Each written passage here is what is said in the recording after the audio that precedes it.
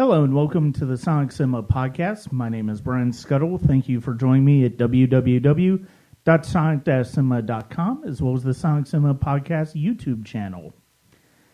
We continue on with the class of 1999 with one of the more unusual films of the year, or at least that's what the filmmaker would have you believe, and to a certain extent he's not wrong, actually, seeing as though the filmmaker's David Lynch, the studio was Disney, and the movie was The Straight Story. Joining me to discuss it, we've discussed David Lynch before, as well as the work of Ed Wood, and I'm pleased to be joined once again by Mathew Timms. Thank you very much. Hello, thank you for having me. I loved when I was doing research for this movie that David Lynch called it his most experimental film. You know, I was going to bring that up to you because on a certain level, I think I get it, and on a certain level, I don't understand it at all. I'm kind of with you where I think I get it as well. And I think the reason I would say that I think he's probably onto something is because it feels like in telling the story of Alvin Straight as he rides a riding lawnmower across country to see his brother after a number of years, I feel like a lot of the storytelling, it's a pretty straightforward narrative. A lot of the storytelling and a lot of the momentum of it, I think, is left to Freddie Francis, the cinematographer, and Angelo Badalamenti, the composer. Oh, yes. I feel like David Lynch. I feel like this is a film where David Lynch sort of loosened his grip on his control as far as telling the story and sort of let them tell the story for him, and he sort of got out of the way, I feel like. And I mean, part of it is because of how straightforward the narrative is. It's not requiring the intellect and the complexity that most of his movies rely on. And I think that's probably one of the reasons why I think he would probably say that. But it's also probably it's also something that I really gravitated to on the rewatch for this. Oh, yeah. The first time I saw it, I viewed it largely as a curiosity. And on a certain level, I still do. Because my stock line is that the most surreal thing I've ever seen is the words, Walt Disney Pictures presents a film by David Lynch. And that's true, but it's also not entirely fair to the film. Yeah. You know, because it's a really good one, and dismissing it as a joke is not entirely right. Mm-hmm. But there's something about the very straightforward nature of it, and the fact that it doesn't have a lot of his style in it that makes it kind of unique.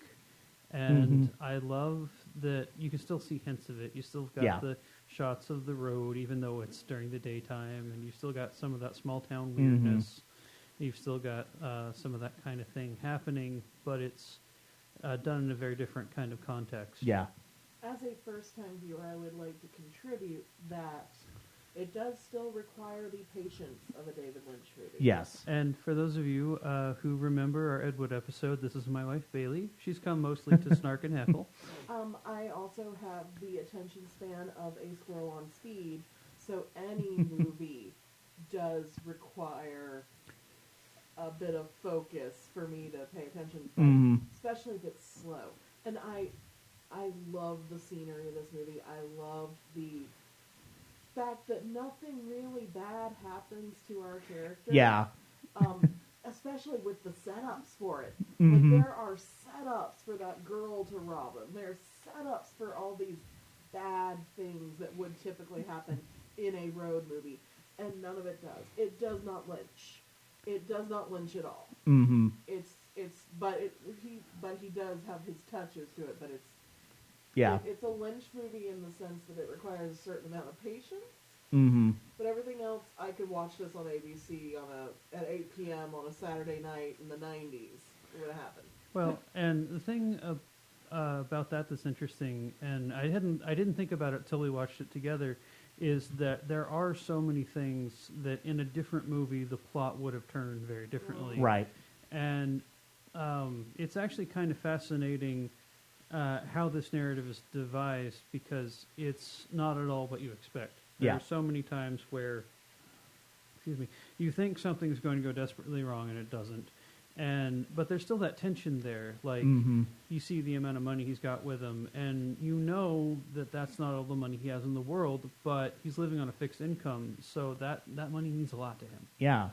And I love that there's a kind of a tension there that isn't external in the way that most narratives are. Mm-hmm.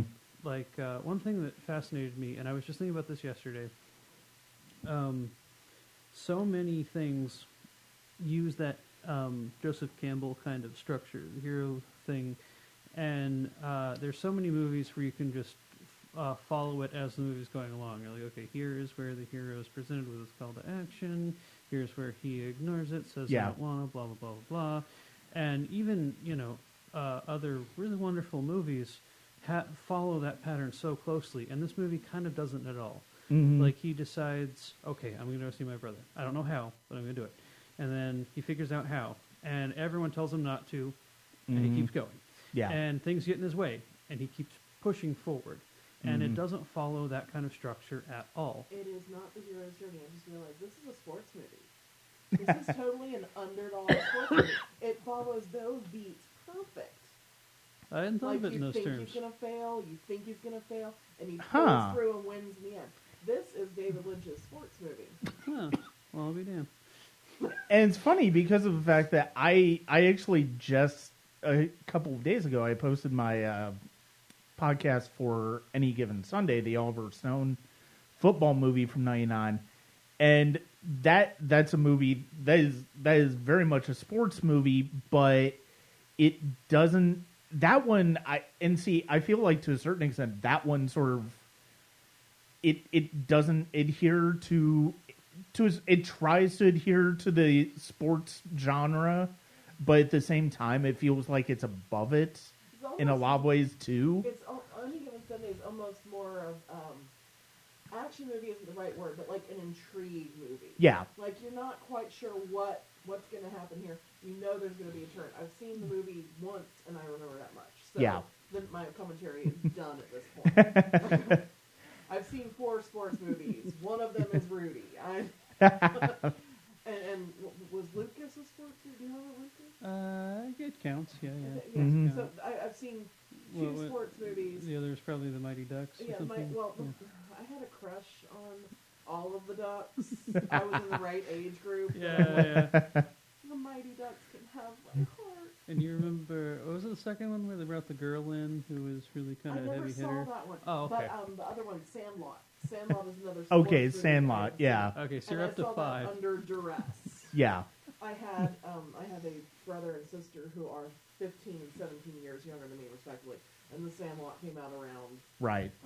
Was it late 90s Sandlot came out? It was early 90s. 94, Yeah. 95? Well, it was Something like beyond that. my reach when it Right. came out. But for them, it Mm-hmm. was perfect. So if I think about Sandlot and Straight Story, if I think of the structure here, the enemy is time, so that's the Mm-hmm. big dog. And then the naysayers, the whole neighborhood of kids. Yeah. Yep. I'm down. This is David Lynch's short story. Okay. Actually, that's a really interesting take on it. It is, and I can completely appreciate where that's coming from, because the like you said, one of the things that's interesting about this is there's so many opportunities for adversity to hit Alvin on this journey, and it never really does. He does come close at times, but the biggest personal adversity they deals with is the very beginning, when he falls and hurts his hip, and then he has to start Which means he walking can't with a get cane. on the team, coach. Yeah. Yes. But there's another thing about this movie that fascinates me, and I love how low-key the score is. Yes. Because it it's lovely. It has some beautiful melodies, Mhm. but I love that it doesn't have the big soaring strings that you expect from this kind of story. I think that's one of the things where I think, and if they had gotten any other filmmaker, it's no doubt how that would have been. And I think having David Lynch direct it, because of the fact that you're going to get a very strong attention to detail in the character work, in addition to the visuals. And then you bring in, by virtue of him making the movie, you bring in his composer Badalamenti, who is, is certainly not subtle in so many of his work, but at the same time, you think about especially early on in Twin Peaks, like there's some very low key, like you said, very low key compositions at work in Twin Peaks and in it would be Blue weird Velvet to call as well. them earthy because they're so electronic, but Yeah. there's a certain that kind of vibe to them. Mhm. Yeah, and I love that if, let's say, Spielberg had made Straight Story, which Yeah. would have been great. Would have been great, and yeah. he would have brought in John Williams. There would have been that great soaring score with Yeah. lots of Which leads strings. to the thought that I'm having and- right now. I want to rewatch Straight Story with subtitles and the Jurassic Park score. That's the movie I'm going to watch. Well, and the thing is, that would have been a great movie. And It I'm would sure have. I would have loved it too. Yeah. But there's something about the fact that those choices weren't made makes me Mhm. like this a little bit more because it's Yeah. so different from what you anticipate. Oh yeah, and no, that's absolutely correct. I mean, the easiest way this could have been, the cheesy way would have been if Disney had just gone with a filmmaker that they had worked with before, who had done some hokey TV movie or something like that for them before, and gone, okay, you're gonna make the movie. The fact that it is David Lynch, and it's interesting that the two movies that sort of stand, even though one definitely stands resolutely within his larger filmography, the two movies of his that kind of stand just on the outside of his filmography are The Straight Story and The Elephant Story, and both of them are true and based on true stories. And what's interesting about this is the more you research the true story, there's things they left out, like at one point he got pneumonia and stuff like that. Mhm. But in general, it follows the true story way closer than most films would. Yeah. Like they even, filmed at his actual house, Mhm. and they started, in his town. They followed the route that he used. Yeah. Like, there's so much about it, that kind of attention to detail, like you were saying, Mhm. that makes it something other than. In a way, it's almost more like The Wrong Man. Yeah. Like it's trying to tell the story as accurately as possible, Mhm. as opposed to doing the Hollywood version and kind of taking the obvious turns that you would expect, which would be more dramatic and would have been a satisfying film Yeah. too, but it's a different thing. Well, the thing, and talking about the beginning, I brought up the fall at the beginning, and then you have the doctor's visit after that. And the thing that it occurred to me watching the film early to rewatch was the fact that it's like that basically sets all of the personal stakes you have that Alvin has for the rest of the movie. On top of getting to his brother before he dies. Yeah. And it's like that's another key part of the story. The other main character is his daughter, played by Sissy Spacek. Which I was so happy that she finally got in a David Lynch movie. Yeah. Do you know much about the history of those two and how they connect? No. Okay, so Sissy Spacek is married to Jack Fisk, who was the production designer Oh, on yes, that's every right. David Lynch movie from the beginning, from Eraserhead onwards. And so she was an assistant on that movie somehow. I forget exactly what her capacity was, and I should have taken a note of it before I came in. Yeah. But so she's been around David Lynch since the beginning, and at one point Lynch was married to Mary Fisk, who is Jack's sister. Mm-hmm. And so they've kind of been family this whole time. Yeah. And so it's nice that after all these years, they finally got to work together. Mm-hmm.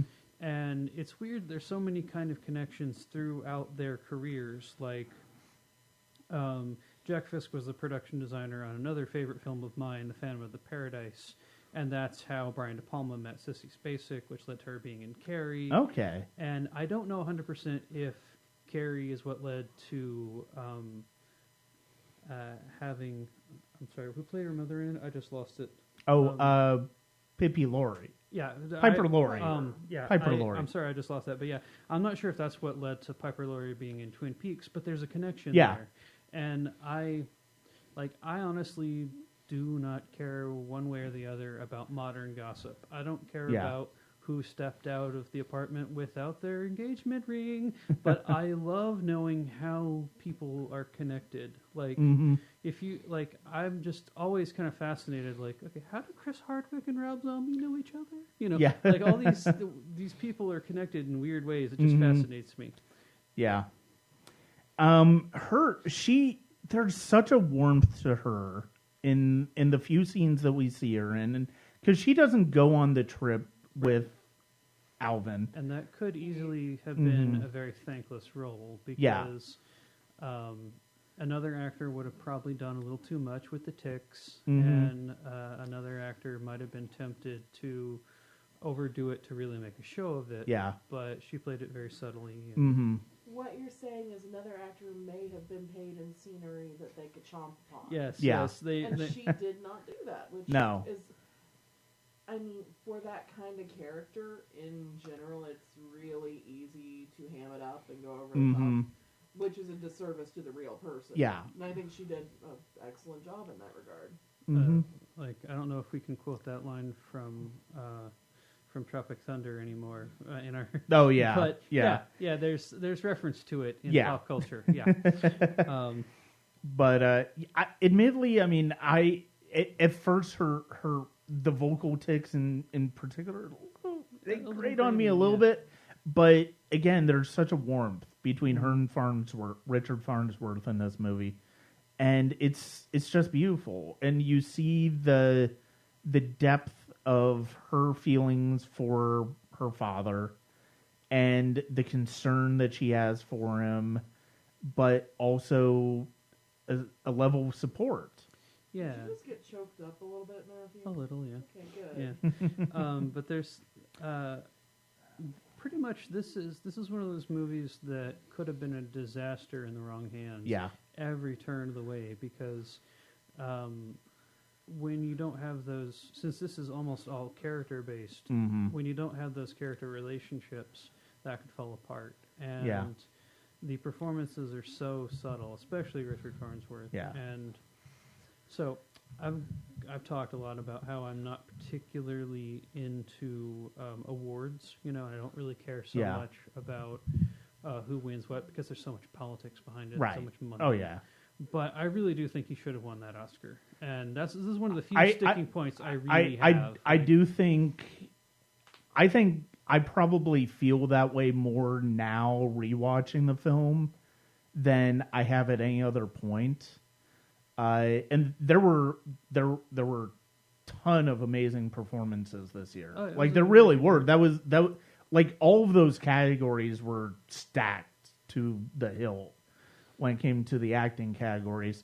But yeah, I mean Farnsworth is so beautiful in this movie. And if you take just the performance on its own, it's really staggering. But if you consider the outside facts, that he had terminal cancer in his bones, and he was partially paralyzed when he made this. The fact that he was able to soldier through and do this is astounding. Yeah, and I don't know how the Academy didn't eat that up. Yeah, I know. Like, I mean, it was. I feel like that if it were just level playing field, like no politicking, I do think he would have won. I think because of the fact that you had, I think because of the rivalry that sort of had started the previous year between DreamWorks and Miramax, and you had American Beauty from DreamWorks, Hider House rules from Miramax, and then you know, after what happened with Saving Private Ryan versus Shakespeare in Love, I think that's probably, I think that played so much more into it. Now, I mean, granted, I still think Kevin Spacey did a fantastic job in It is American a Beauty. performance, yeah. I would not give it to him now, though, and it's not Not because of what we know about him. It's not but- because of him. It's just because of the fact that, it's because of the fact that there's so many great performances from that year. Well, one of the things that I was kind of thinking about, because I was trying to think of how to connect this to the year in a larger sense as Right. well, is that, and you pointed this out a few times in your various podcasts, that 1999 was a big year for those kinds of movies where one guy kind of tries to reclaim something, and Yeah. it's the American Beauty and Fight Club and stuff like that. Mm-hmm.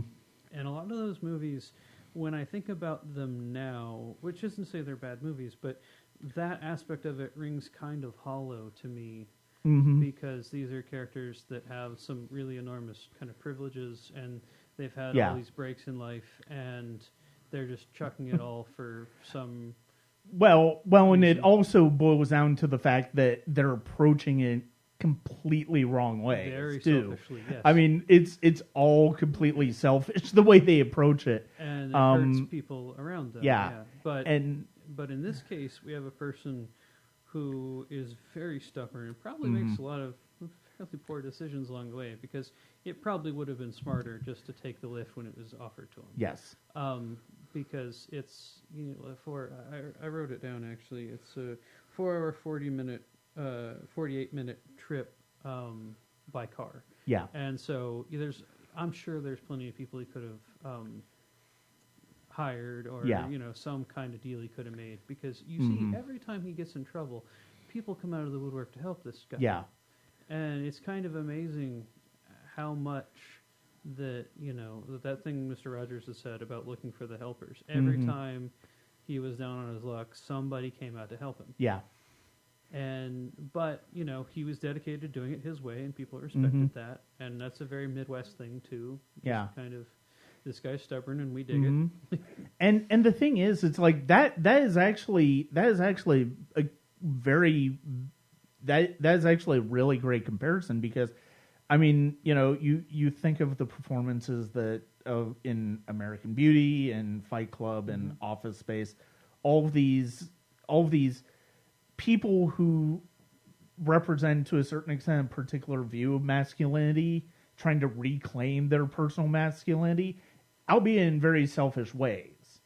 Whereas Alvin Strait represents a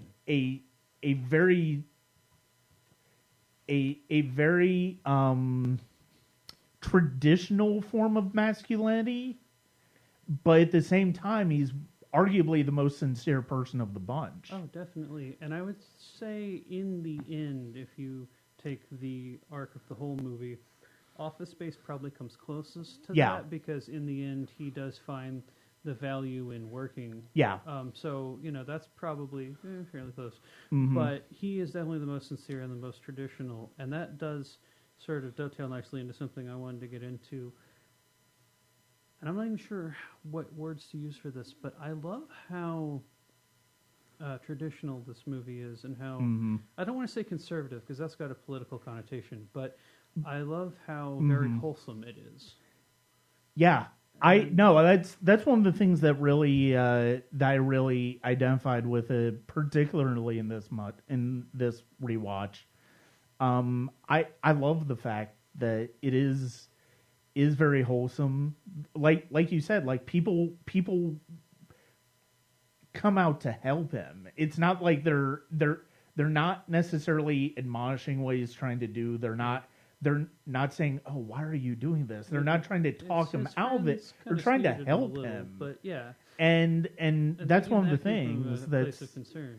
Yeah. and that's one of the things that's just so wonderful about this film, is that it's one of the things where it does kind of fit in that traditional Disney mold. Oh yeah. When it comes to when they cover true stories, it's like they cover it from, like you said, a fairly conservative manner, in the way that, you know, there's not really there. Yes, there are people who are going to sort of be against the goal that this person is trying to accomplish, but they're not going. But by the end, they're going to be supportive of him. Oh yeah, yeah. I love how, I love that one scene when he's getting the mower fixed toward the end, with the gentleman whose name I can't recall. They borrowed the phone from. You know, Mhm. are you sure I can't give you a ride? Yeah. He's like, well, I respect what you're doing. You know, Yeah. There's still this sense of, you stubborn ass. I wish you would let Yeah. me help you, but at the same time, he seems to understand. Mm-hmm. And that's kind of strange because it seems to get into a sense of masculinity that existed in that age. Mm-hmm.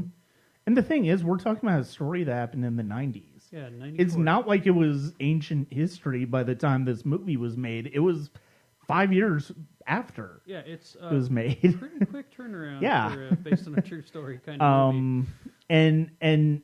But yeah, it's one of those things where it's like Farns. I agree with you about Farnsworth. I mean, he really should have won the Oscar this year.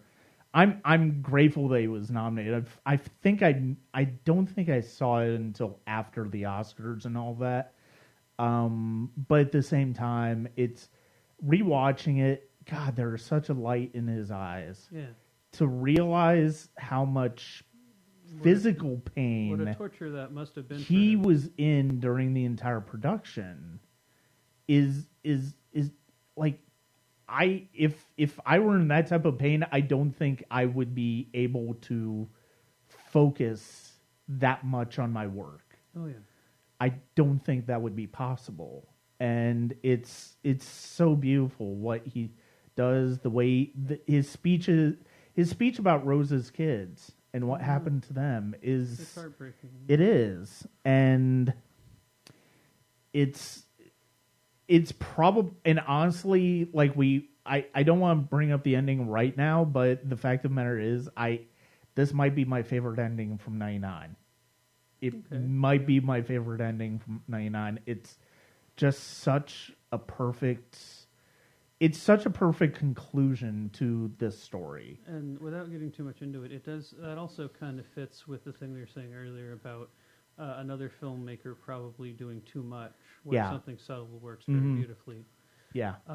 But I love how just wholesome the movie is as a whole. And this is going to sound weird to listeners who don't know me and know my wife personally, but honestly, you know, last time we were here, we talked about Herschel Gordon Lewis and John Waters and all this other stuff.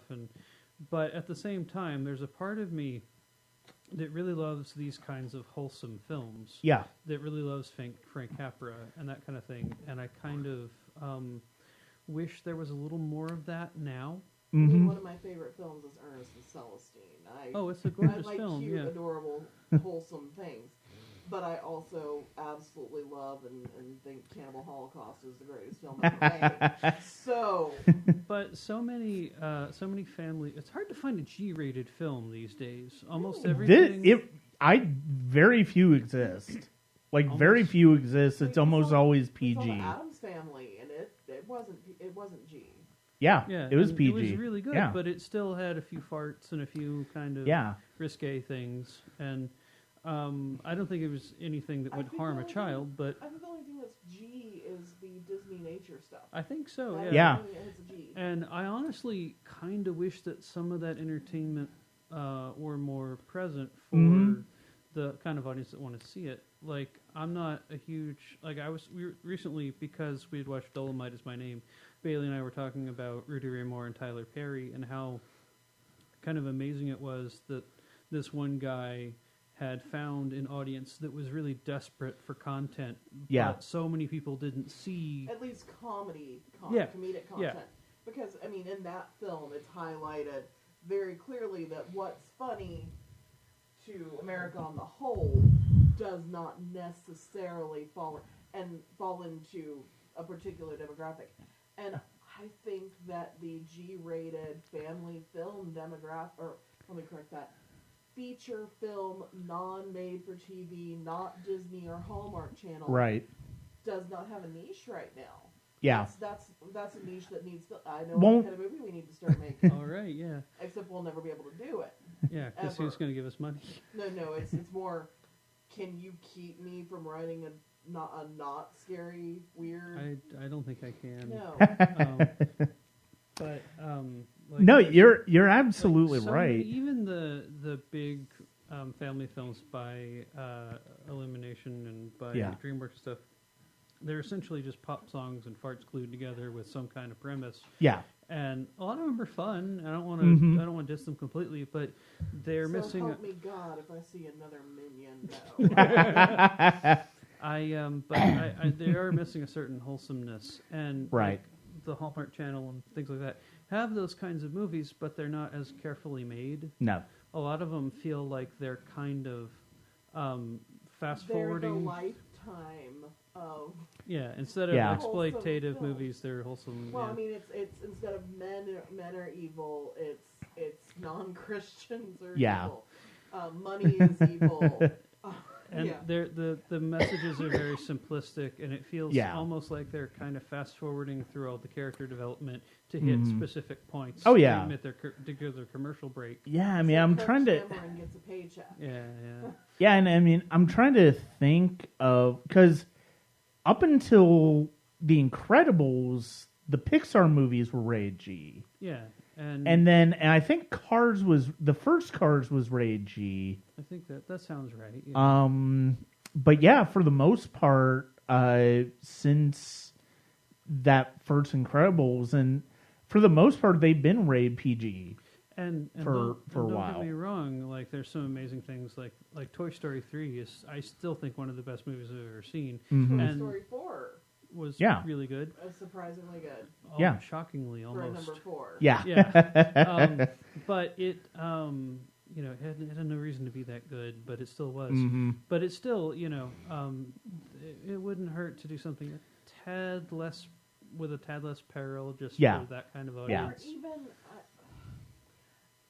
I'd even like a good moral message that doesn't fall into these standard tropes as of late. right. Like, don't get me wrong, I am the biggest liberal on earth, but maybe a movie that's not about diversity or accepting others, but maybe something about we should generally be good to everyone, or you should help people that are down on their luck. We don't have those movies anymore. And Yeah. And Straight Story is very much telling you, giving you some distinct messages without beating you over the head with them. And I did want to ask you, since you see more movies than we do now, Right. Have the specific Christian films, have those gotten any better, or are they still kind of haphazardly done? So the ones that I have seen, I don't see a whole lot of them because I basically know that they're not really going to appeal to me at all. Yeah. I would say the production quality has gotten better. But The writing is still very much preaching to the choir, for lack of a better word. So first for Brian's podcast, I need to tell you something, Matthew. What's that? So Matt started a new job where he goes to bed really early, and I stay up for a few hours, and I have been watching Kirk Cameron movies after he's gone to bed. Oh, this is an exclusive. Okay. Yeah. it's Wow. exclusive. This because is- I need something to snark upon, and I don't want to snark on things that I might actually like, so I try to go directly to the enemy. And they have not gotten better. The production values haven't even really gotten better. Oh. It depends on the movie in that case. Like for the most part, they're still relatively low budget, and you can tell, and they still have a hard time kind of figuring out The how to office has been properly decorated tell a 5 story. different ways. Yeah. And But, the yeah, I thing mean, is, like, I feel very much like the Rudy Ray Moore thing. That one of the things I love about Tyler Perry, even though I'm not fond of his films particularly, I love that he found an audience that was underserved and Yeah. gave them stuff. Yeah.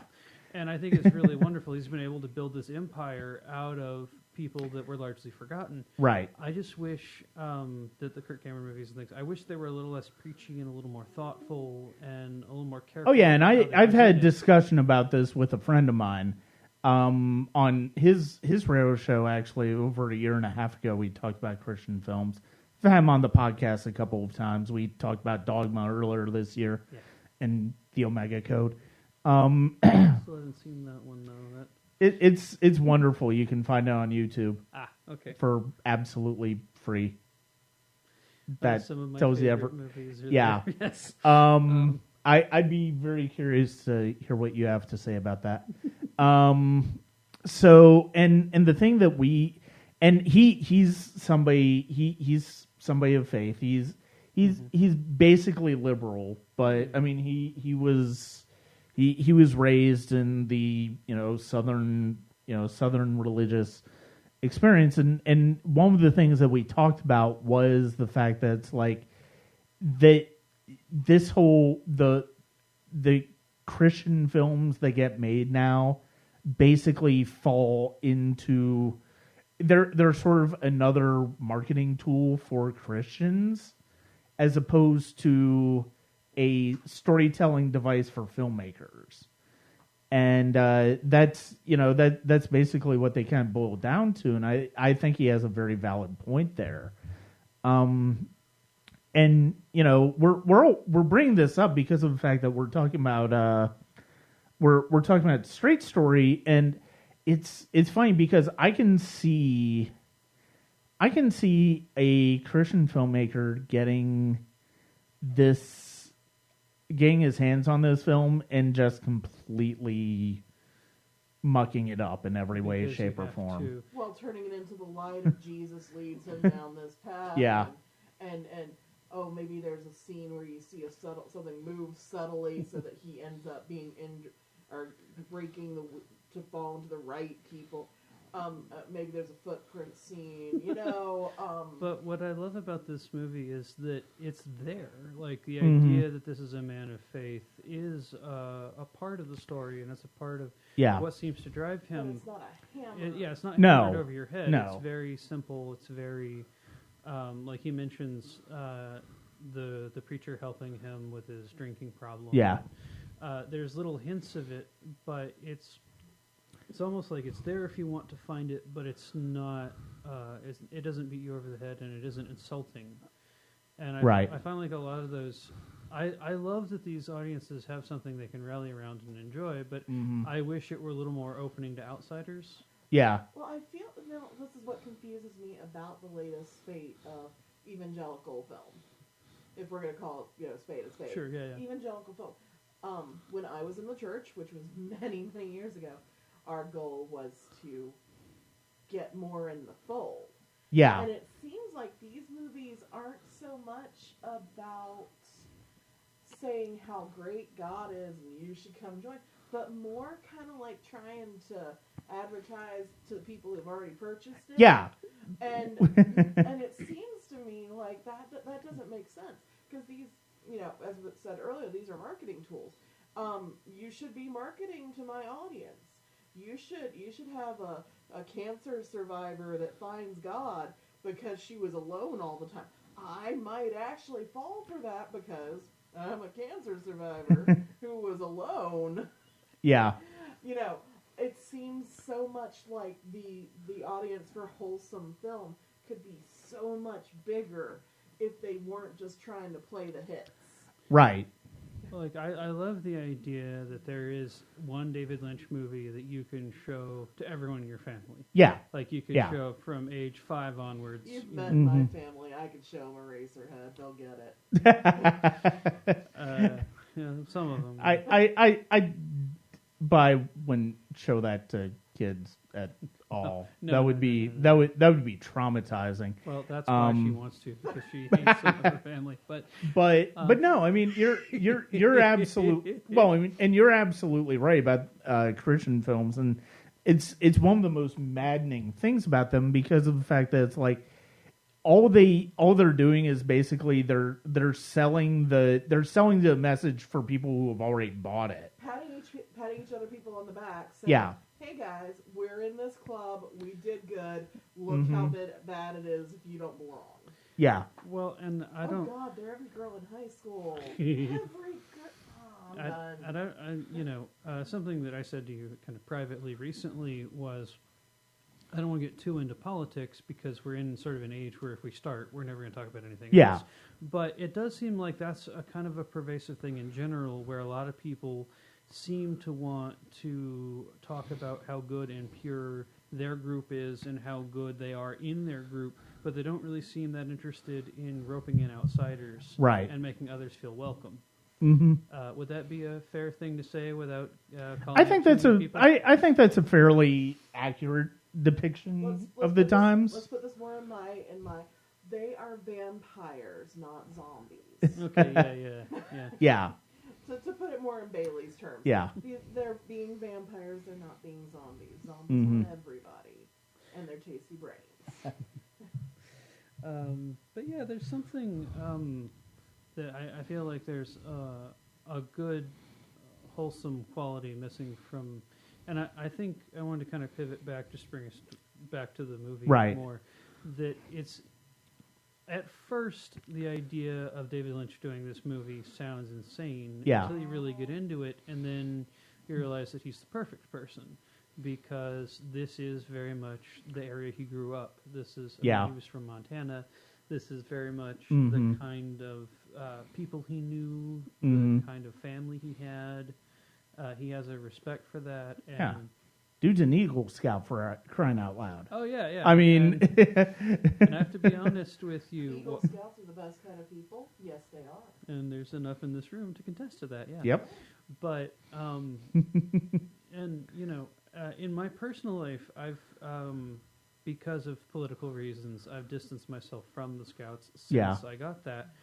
But I miss a lot of that. I miss that kind of connection. I miss that kind of group. Yeah. I miss being out in the woods and learning about nature. And like there were so many things in the movie that reminded me of, oh yeah, this is why that was important to me. And I want to try to reconnect to that part of myself. And I think to a certain extent, I mean, once, if you've ever watched or listened to Lynch talk, and I mean, even watching the Art Life, the documentary that came out a couple of years ago, you kind of understand that he is the type. I understand why he wanted to make this movie. I understand why he wanted to make this movie.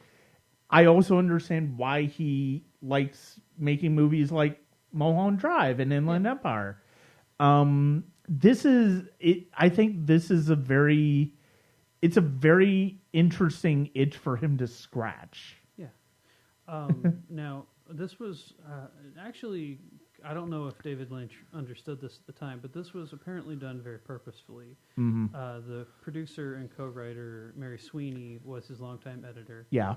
And she has said in interviews that she was intentionally looking for projects to send him that did highlight that side of him. Yeah. So it was, I won't say calculated, but it was definitely on somebody's mind that we want to show this aspect of things more.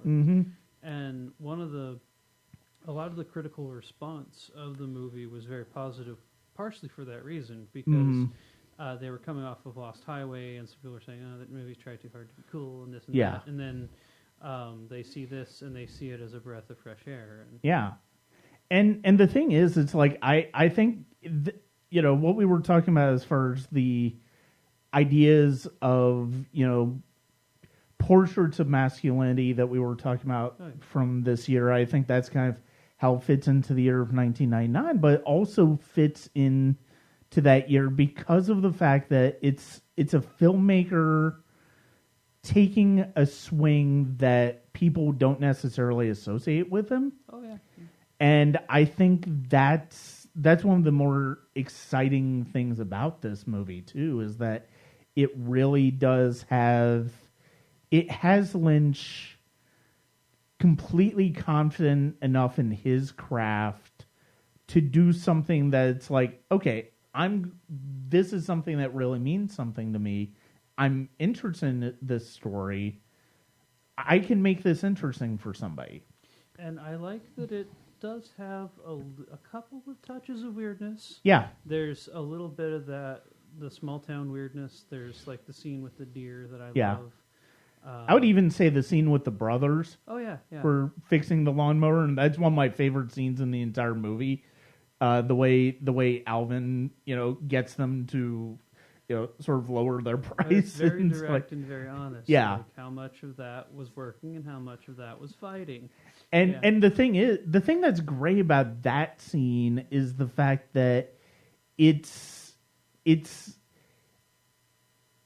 seems like a very conventionally comedic scene until you realize that he's just using simple logic. And also And- the fact that they were real brothers too. Yeah. Yeah. What I will say, when earlier in the film they say the Olsen twins, I was thinking a whole different crossover that I was not expecting. A very 90s thing to think Yeah. too. Yeah. Yeah. But I love that, and also I can imagine after Firewalk with Me did not do terribly well, and Lost Highway got mixed reviews. I can imagine that this was a big confidence booster. Yeah. Because it did get a standing ovation at Cannes, and Mm-hmm. even though it was not, it made I think the gross was like double the budget, but so it wasn't a huge hit. Yeah. But it definitely That's got a lot of definitely not- respect. That's not the definition of a huge hit. If it didn't make money, Yeah. that's the opposite. Yeah. Like it, but it was well received by critics, and which Mhm. the audiences that did see it respected it and seemed to Yeah. like it. So, it must have been very good to Mm-hmm. have that come along at the time it did. I'm Oh, just yeah. prepping our response for our movie when our movie costs more than it brings in. I'm just preparing for Oh. the acceptance. Oh, we've got our responses already. Like it's finding its audience. Yeah. It's, Maybe just some people didn't get the concept. Mm-hmm. Yes. Yes. But I want to point out that you know me, Brian knows me a little. I am not a wholesome movie person. No, Like I love kids movies, specifically when I'm ill because I need that comfort. But I did enjoy this movie so much because it reminded me of how people were where I grew up. Right. There was this kindness and this sweetness, and there is this one scene that hit me. It's the husband and wife talking about, well, it's going to take them 3 weeks to get to Blake. He's like, there's a lot of hills going on, and the wife's just sitting there going, mm-hmm. She knows exactly what he's about to ask. Yeah. She's letting this build up because he needs to justify it. Yeah. And as a couple, Matt and I have that too. Yeah. Where I will be sitting there going, Blankety Blank shares have tough Christmas, and they've got kids, and this season's just been so rough on them, and he's just waiting for me to say, would you mind if I gave him $50? Yeah. But I can see the roles reversed right there. Right. Definitely. Where Matt's, but it was, the film reminded me a lot of, ready for the unique concept, the human experience. Whereas a lot of the wholesome films even don't have that homespun Yeah. reality to them. Like, one of the things I like about not having so many bad things happen is that's how life tends to roll too. Mm-hmm. You don't necessarily get rolled by the homeless girl. You don't necessarily get taken by the repairman. Yeah. This film was a little more realistic in its sweetness. But at the same time, it didn't shy away from the fact that there were massive challenges facing him. Yeah. And, Yeah. there were so many times where we were watching it going like, Oh, no. Is that all the money he has in the world? Is that Yeah. the problem? He's not going to die, is he? No, his Mhm. brother's not Yeah, going to my die. my first comment was, he gonna die by the end of this, isn't he, Matt? I'm sitting, I'm asking him, is his brother dead? When we get there, is his brother dead? And Matt's like, no, I can't tell you what's gonna happen. Yeah. I need to know. Pete can't be hurt. And the truth is that in real life, Alvin Straight lived, I believe, 3 years after that. Yeah. So 2-3 years. Yeah. So came out pretty good. And you bring up the fact that this movie feels very realistic, and I think that's one of the things that's so wonderful about it is that it's very real. It's very honest about life and very true to life. I like that Alvin's a bit of a philosopher, but it doesn't ever feel put upon. It's sort of that homespun, wisdom. Yeah. But he doesn't necessarily look at it that way. He's not trying to philosophize for the sake of hearing his own voice and here, let me impart wisdom on you. It's like, let me just tell you about my life. Well, and one thing that's very frustrating about media in general is there's a lot of times where you want characters to have adversity so they have something to do. Yeah. But they also, like, pretty much any TV show, any drama, they might have money troubles, but they're living in this $1 million house. Right. And they have really fancy clothes that we could never afford. And what I call the Friends effect. Yeah, exactly. Yeah, and even like we watched a lot of Pretty Little Liars in the last year, and it's a fun show, but there's I can't take it seriously when she's got these Gucci handbags and things, and I'm like, oh sure, you're having money trouble. I'm really proud to recognize that those are Gucci. Yeah, I'm learning a little. I'm learning. I mean, I don't usually recognize them, but I'm so proud of you. No, well, I mean, there's one of the characters for those who have not or are waiting to watch Pretty Little Liars, because I know that's your huge audience is teenage girls. But there is one character who hits on hard times, and by hard times, I guess she can't afford another Gucci handbag. And I have that problem with a lot of films. Yeah. I grew up poor. Like, trying to get a quarter for the school subsidized lunch was a difficulty kind of poor. Mm-hmm. And so when I see somebody saying, "Oh, we're having hard times," I'm like, "You got food? Yeah. Can you pay the rent? You good? Bye." Yeah. Exactly. But this movie, these characters did feel very lived in, and it felt very honest. And every time the engine sputtered a little bit, I was nervous. Yeah. Like, I know that feeling. Mm-hmm. I know that, like, it's not the end of the world, but it's another problem you don't need right now. Right. The biggest horror movie we know is seeing the check engine light. Yeah. Exactly. And I'm a person who has bad luck with mechanical things just in general. So it hit home for me because I know that feeling of, okay, well, I know we're going to be able to survive if the car breaks down, but that's going to be an expense we don't need. That's going to be stress we don't need. That's going to be blah, right. blah, blah. And so knowing that Alvin is on this fixed income and knowing that he's doing this because he feels like he has to is, a big personal and thing. the way he and I think the thing that's the most important about this is that he's doing it because he's making this trip because of the fact that he's found out that his brother is sick, and he and his brother have falling out many years ago. And one of the things that I love about one of the things that's so wonderful about this movie and the way it's structured is that we, within the first 15 minutes, we know enough about Alvin Straight and his story, but we don't know entirely about who he is. Yeah. And as the film progresses, as he meets people on the road, we start to know more and more about his story, about who he is as an individual, how life has affected him as an individual, and we get more of an idea of why he's doing what he's doing. Yeah. And it's really a powerful way to tell this story, and the way it's very honest.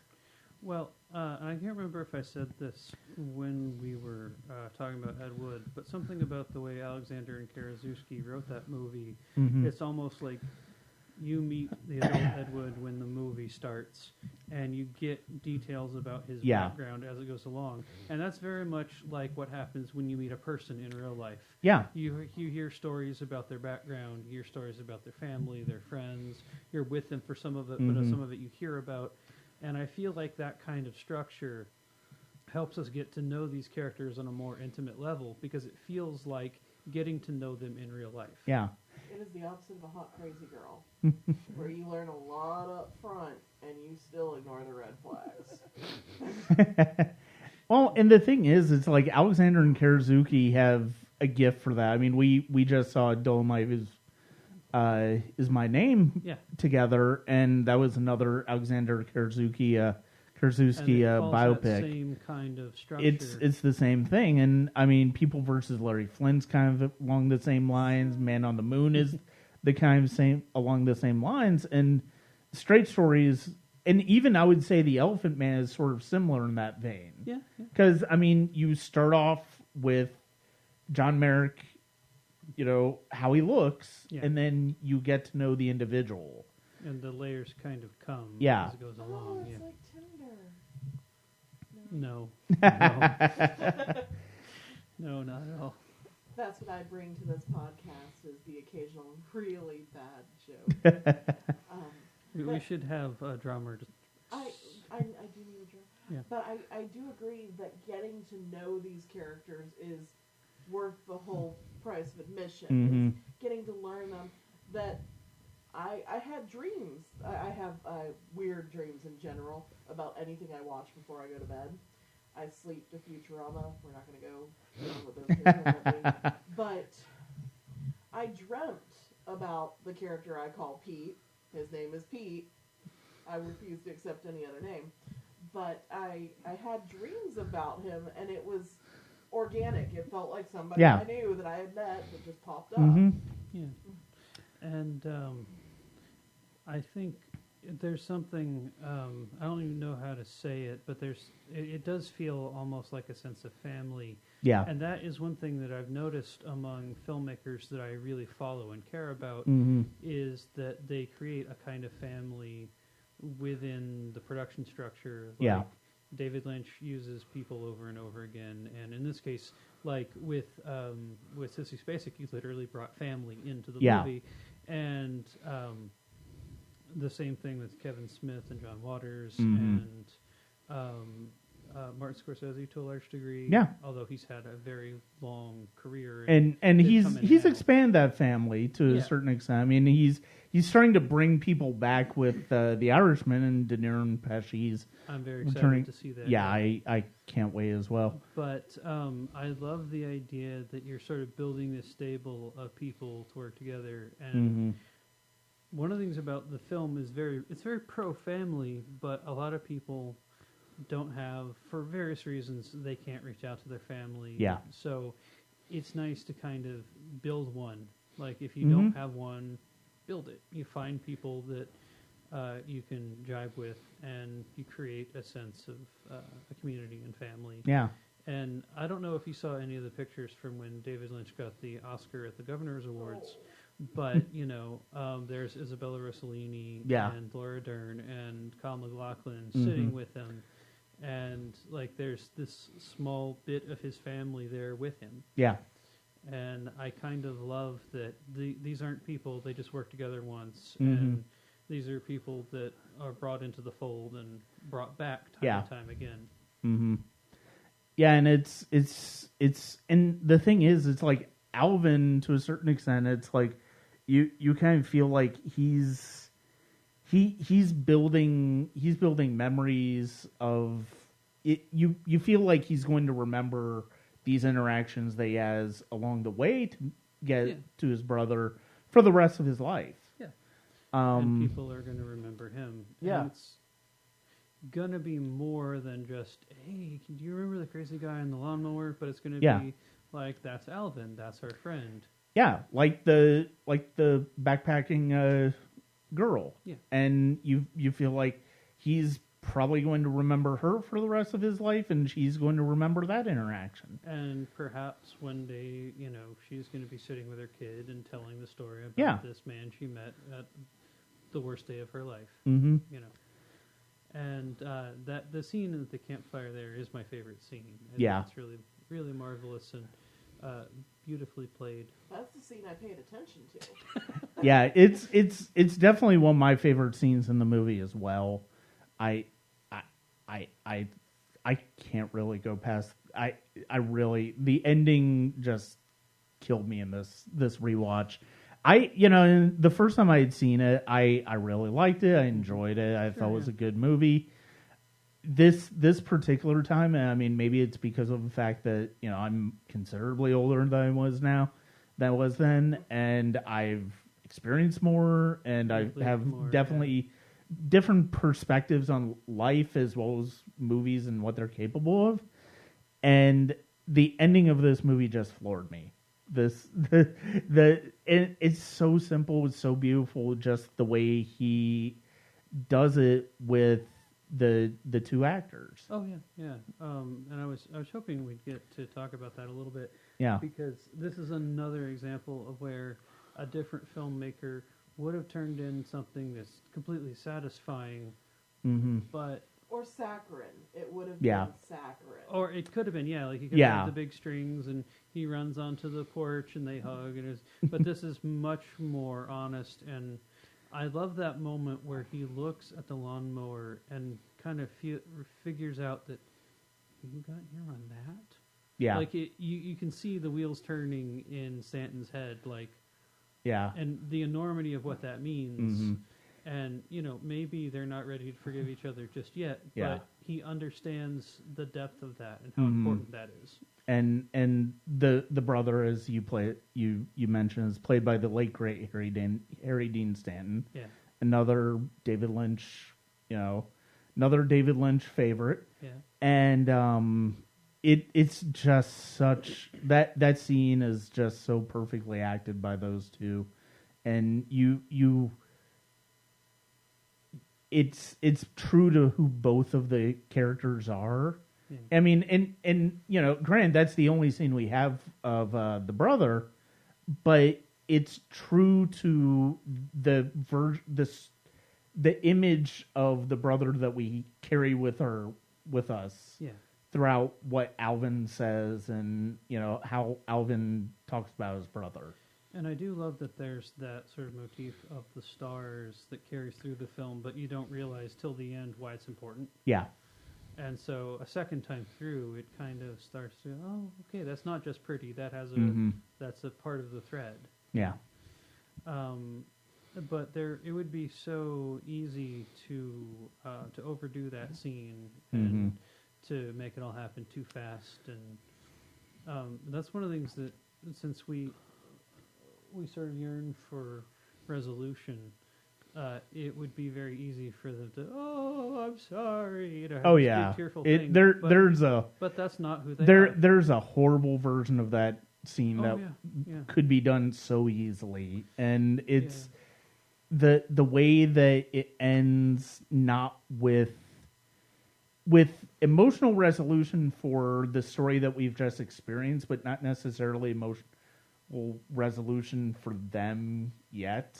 Because I know in real life, he was able to nurse his brother back to health. He spent a few months there, and they were able to establish some kind of relationship for the rest of their days. But for all I know, there might have still been some bitter feelings, or something biting at them. They might not have been able to completely reconcile, and that's okay. Yeah.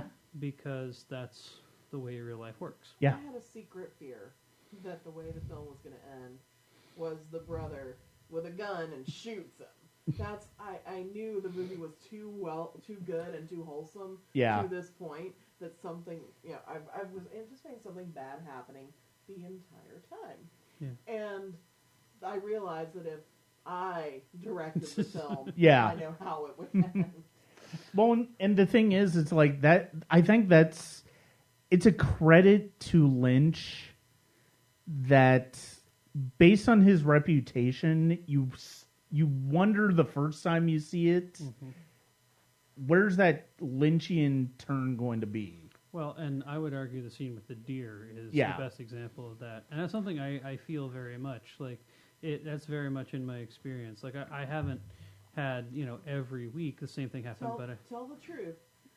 We've had a dead animal situation, or an animal, suicidal animal situation. So Yeah. about a year ago, we had gone to a fast food place to pick up some food, Taco Bell. and we had come, and we were coming home, and it was midnight or 1 in the morning or something, Yeah. and we hit a possum. The first time it was a possum. And then a week later, to the day, almost the exact same hour. And I want to correct, we didn't hit it. It hit us. We were car assaulted by an armadillo.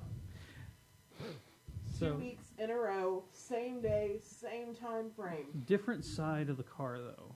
Yeah. But they were gunning for us. We won't go down that road now. At least Mhm. not in the dark, yeah. Not in the dark. Yeah. And, it's one of those things that...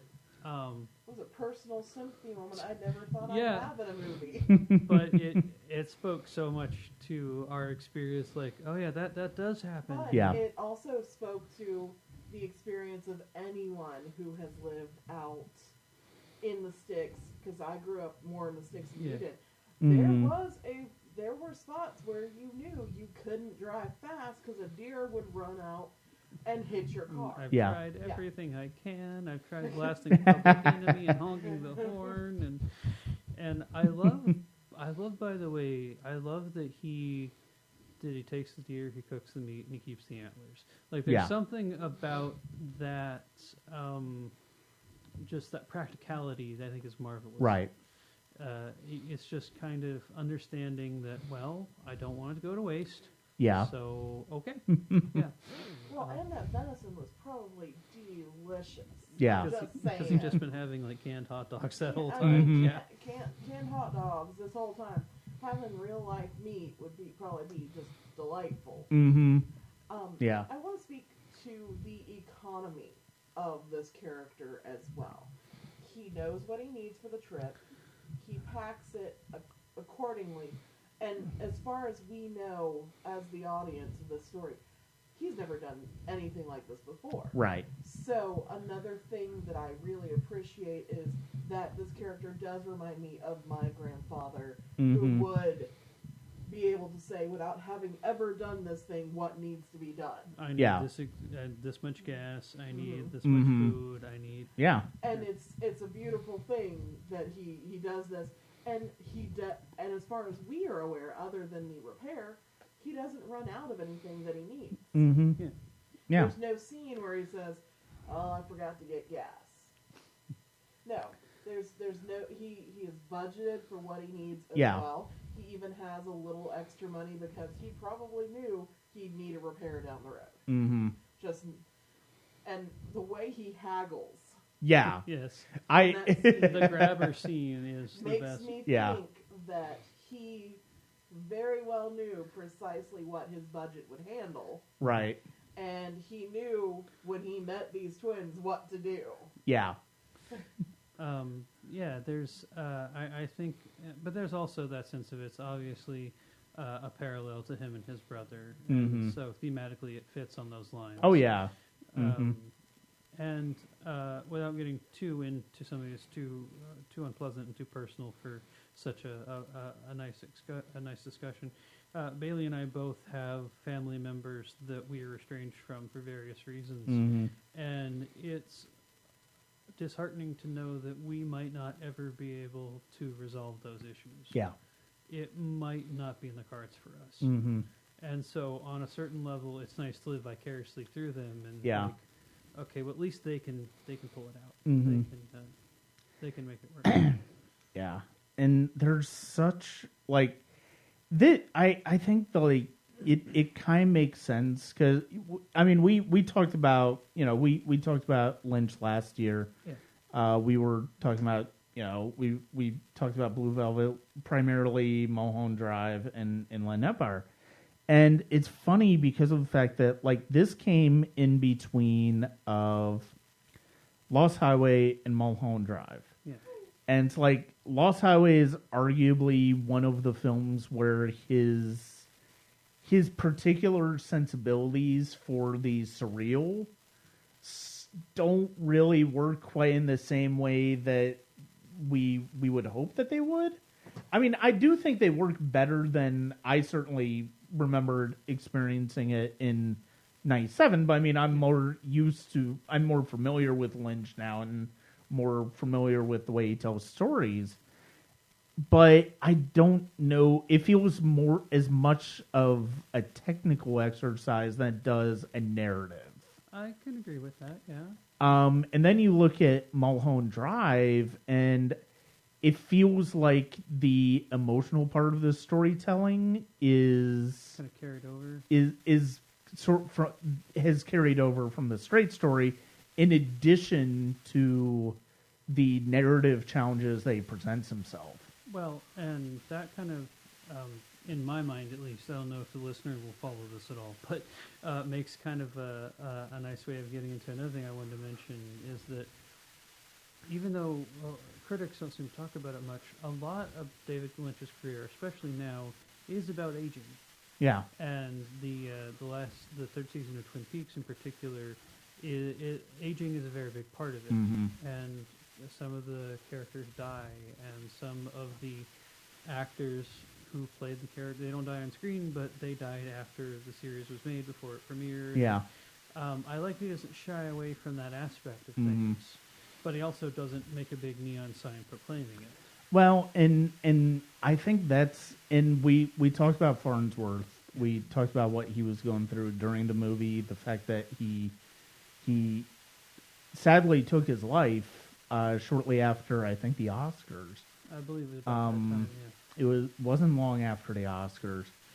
But the thing is, it makes it, that's why I think part of that is, knowing that is partly why whenever whenever there's a close-up of him in this movie, you see this light in his eyes, this sense of passion for life that I think comes through in the character, and I think that's probably Farnsworth. And the fact that he very literally gave everything of himself to this role, he probably knew, like, Probably during that this would be it for him.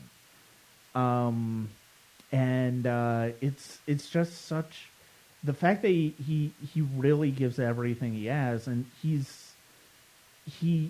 just understands. He probably, it wouldn't surprise me if he experienced something like, this story in his own life. Well, another thing that's fascinating, if you look at a movie like Misery, which was just a few years before that, and if you compare those two performances and watch them back to back, I don't think you'd see much of a difference. Mm-hmm. I don't think if you were to ask, someone who's just seeing them for the first time, which one of those movies was made by a dying man, I don't think they would know. Mm-hmm. I don't think you could see, oh yeah, he's definitely very frail there. Like, he seems to be giving the same level of commitment to the performance. Yeah. And I mean, I think, and I haven't seen Misery in ages, so I completely forgot he was in it. But that same light is there, definitely. yeah, it's just such a beautiful thing for this particular movie, and like we talked about, there's such a delicacy to the entire movie. Whether it's the cinematography, whether it comes through in the music, whether it comes through in just the writing of it, it's a wonderful piece of work. I mean, this is, I can't help but agree with you that, having this type of wholesome type of story being told is kind of important. I mean, especially when we look at, there's been a lot of talk recently at the time of this recording of, what really constitutes cinema, what's important in cinema. Yeah, definitely. And this this is an example of cinema at its best. I don't even know that I would put in like my top 3 Lynch films. I mean, maybe, but I don't know that I would put in like. But the fact of the matter is, it's as pure an expression of what cinema is capable of its best than I can think of. And I mean, there were a lot of movies that you can put up with this. Well, and to be honest, if you were to say, oftentimes history doesn't really, it's very strange about which movies it picks. Yeah. Because, history has decided that Vertigo is one of the best movies ever made, but it wasn't terribly well received at the time. Oh, no. And, An Accident of Fate made It's a Wonderful Life the most famous Frank Capra film. Yeah. But,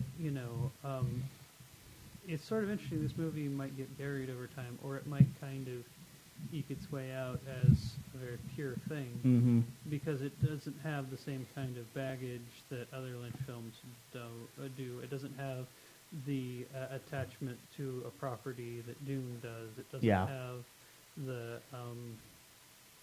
the controversial nature of some of his other stuff. So I'd like to hope that it's going to have its own little place. Yeah. And I hope that people can find it.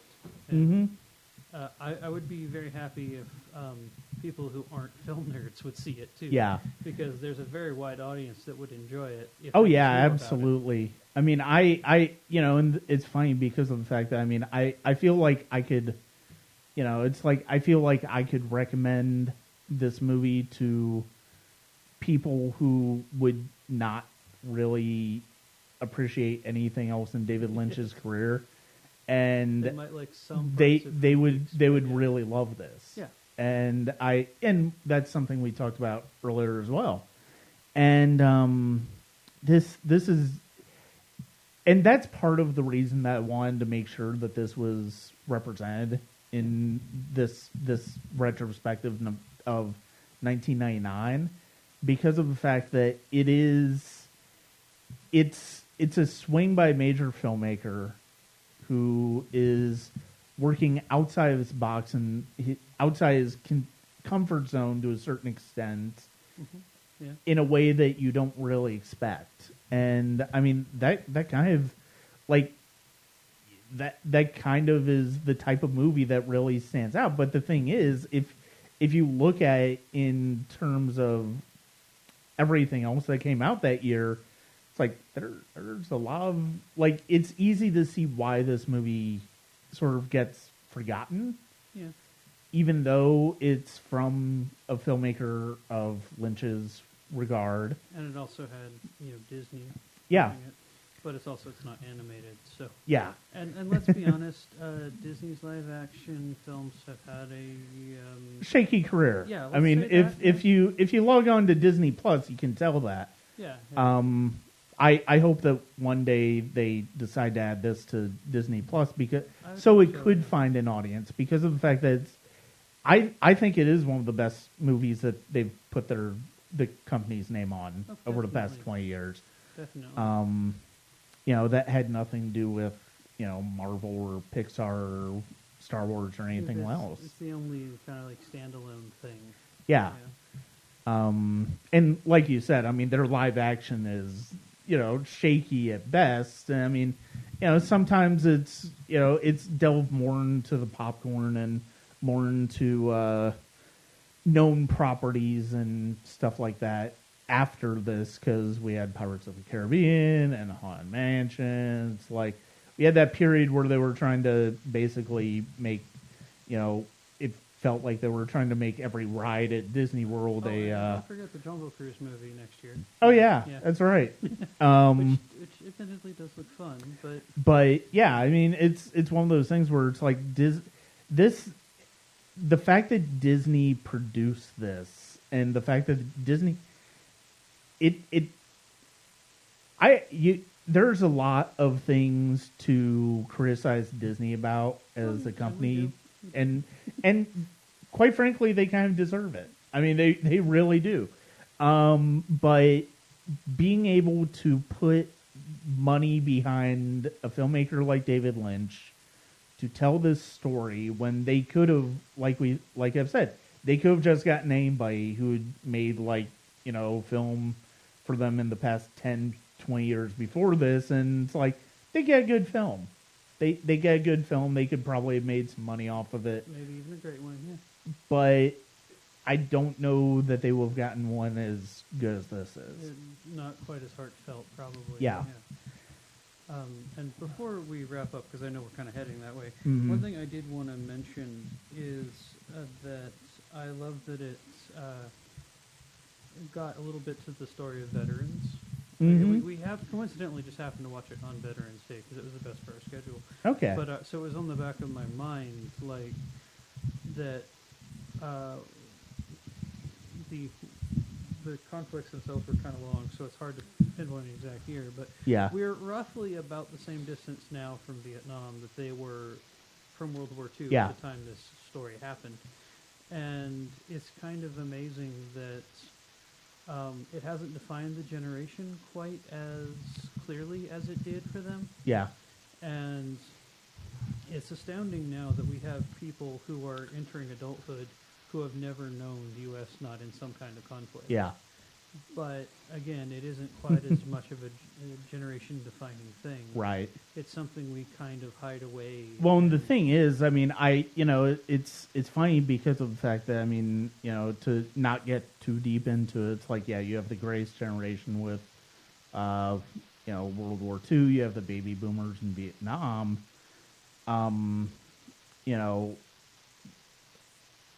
Obviously, our generation, we didn't really have an experience like that. No, I mean, exactly. although I was 24 when 9/11 happened. Yeah. I mean, so that's kind of the defining moment for a generation, who's grown up in a post 9/11 world, and like you said, they have no concept of a country a, at peace. yeah. And I know neither of us are veterans, but we have a number of them in our families. yeah. And we know at least some measure of what they went through. Mhm. I have an uncle who got into Agent Orange very bad in Vietnam, and he has a terrible cough and suffers psychologically from it very badly. Yeah. And I understand how, one thing they kind of hint at in the movie is that for men of that generation, drinking wasn't just a social thing, but oftentimes it was a way to silence something Yeah. that they didn't understand. Because Mhm. the psychology, we still don't understand the effects of trauma long term, really. Yeah. And we found some ways to deal with it, but it's haphazard at Well, best. we found ways to sort of define it without really researching it to the fullest extent. I think to a certain extent we're getting there. I think to a certain extent there might be a bit more of a push to do that. Yeah. At least with some people more than others.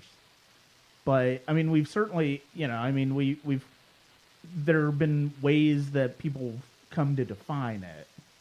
And there more have been than- a number of good movies about war and its effects in the last couple of decades. Yeah. And a few good examinations of the class aspect of it. Mm. But, if these characters existed in our time, they're exactly the people that would have gone to war, even Yeah. though there isn't a draft, because if you're in a limited economic experience, you kind of have to say, okay, well, it's this or what? Yeah. And so it still very much rings true in a sense, even Mhm. though it's a different kind of battle. Yeah. I can still see, like, if you were to remake this film and set it, if you were to remake this film in 20 years and set it in today's time, they could very easily be two people from Afghanistan telling that same basic Yeah. story. Yeah. Yeah, and that's actually that's actually a very good point. And it's one of those things where there are a lot of layers to this film, and I think that's one of the things that's so disarming about it, because it's such a simple movie, but there's also so much to think about, so much that can be parsed out of it. Oh yeah, definitely. That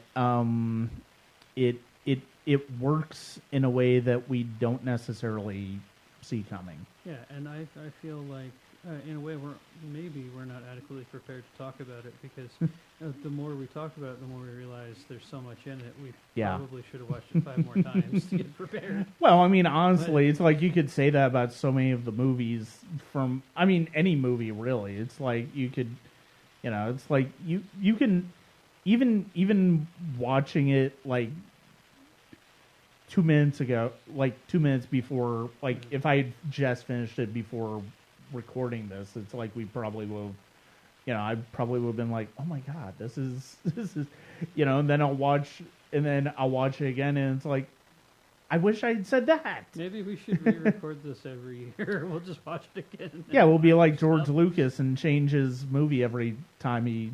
Well, and I said this on Twitter today, and I know you saw it, but there's an aspect of me that kind of likes that every time I watch Star Wars now it's going to be a different movie. Oh, yeah. Like, I've kind of given up on the originals and those ever existing in a viable format, except for the old, the VHS copy that I've kept. Yeah. And I kind of love the idea that every time I catch it on a streamer or on TV, it's going to be a slightly different movie than it was the last time I saw it. Yeah.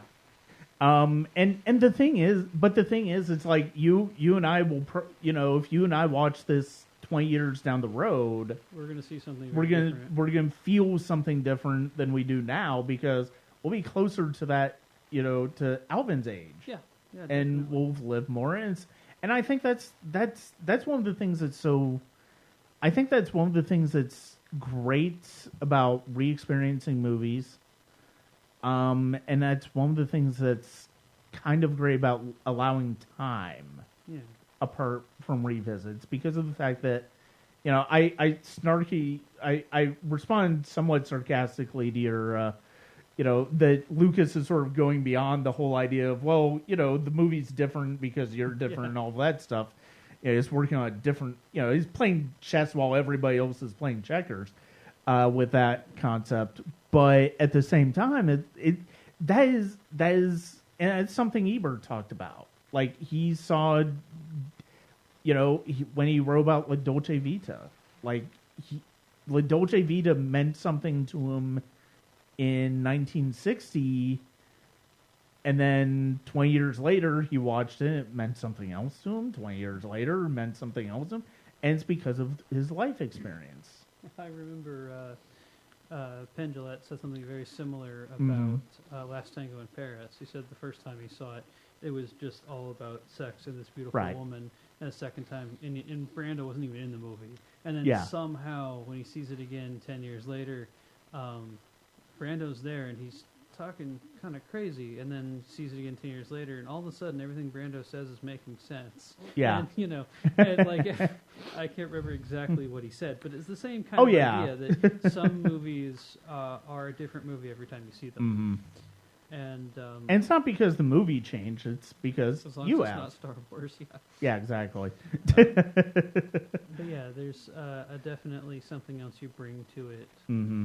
And that actually kind of, it goes back a little bit to something we talked about last time, is that so many movies seem like they exist in a vacuum, and everything you need is there. But with David Lynch, it feels very much like what you bring to the movie changes the movie, and how you perceive it, and how you interpret it, and how you look at it. Also, the vacuum wants to eat you. Sometimes. But definitely true of Eraserhead, if nothing else. Yeah. But there's... You need to point out the wind situation. Oh, yeah. Like, I think this is the least wind of any of his movies, because it's almost all outdoors. And, so you don't hear the... all the time. Yeah. But, yeah, there's something about the fact that it's an open circuit until you come in and plug in. Yeah. Yeah, and I mean, I sort of hinted at with my feelings on Lost Highway earlier, and certainly on that podcast we talked about it a little bit, where it's like, first time I saw it, I hated it, and it's like, I think that was literally my first David Lynch film. I don't think I had seen any of his other films, Yeah. And even Blue Velvet. And so it's like, yeah, needless to say, that wasn't a good Not the first best place good one to start. Yeah. But as I've watched it over the years, it's like, and even I rewatched it for a movie a week this year. It's like, I kind of see where he's coming at now, and there are things about this movie that I really like. I have mixed feelings about Lost Highway because Yeah. I feel like it feels like the first 40 minutes ish are a little unfocused, interesting, but still kind of I don't quite know what they're going for. But the moment the jail cell and the switch happens, the movie really comes alive, and from there on, it's kind of amazing. But I also understand that all that stuff exists for a reason, even if I don't understand it. Right. It's definitely clearly important to him, at least, even if I don't quite follow it. But